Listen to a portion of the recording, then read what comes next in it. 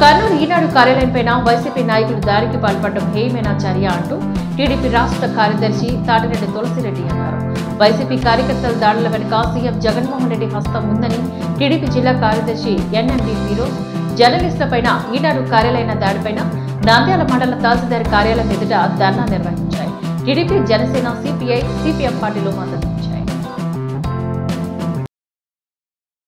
నాయకులు రాజ్యాంగాన్ని అవహేళన చేస్తూ పత్రికా ఆఫీసులపైన, కార్యాలయాలపైన దాడి చేయడం, ఫోటోగ్రాఫర్లపైన దాడి చేయడం, మొన్న రాప్తాడు సభలో ఫోటోగ్రాఫర్ ఆంధ్రప్రదేశ్ ఫోటోగ్రాఫర్లపైన దాడి చేయడం చాలా హేమనీయమైనటువంటిది.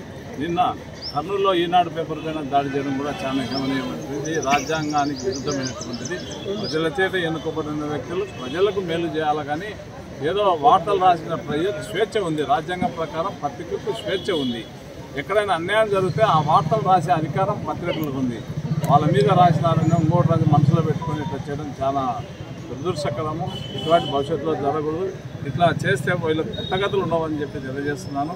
భవిష్యత్తులో ఇలా లాస్ట్ 2 days నుంచి చూస్తున్నాం, జర్నలిస్ట్ మీద దాడులు జరుగుతున్నాయి.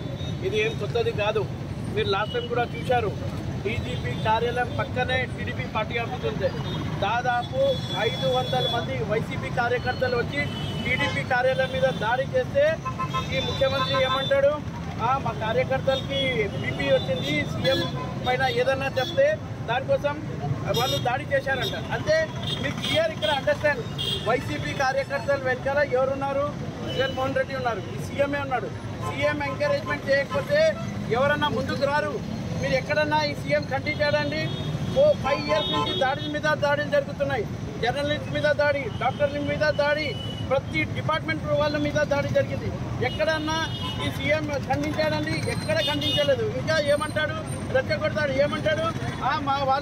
మా మీద చెప్తే మా వాళ్ళకి బీపీ పెరుగుతుంది, దానికోసం వాళ్ళు దాడి చేస్తారంటాడు.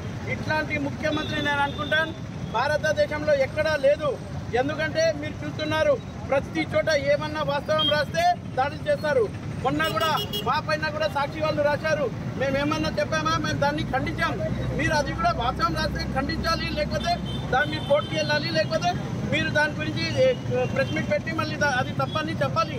అంతే తప్ప ఒక ప్రెస్ని మీరు ఖండిస్తే ఎంతమంది అందరూ రాస్తారు, ఎంతమంది కొడతారండి? మీరు ఎంతమంది కొట్టలేరు. ఈసారి ప్రెస్ యాక్టివ్ ఉన్నాయి, సోషల్ మీడియా యాక్టివ్ ఉంది, యూట్యూబ్ యాక్టివ్. ఎంతమంది మీద దాడి చేస్తారు? కాలం పోయింది, పాతకాలం కాదు ఇది.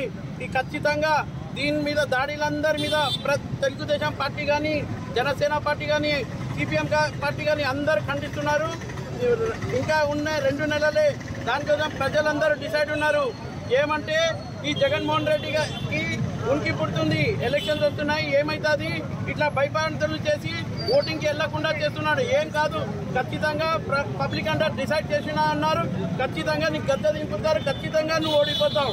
Thank you.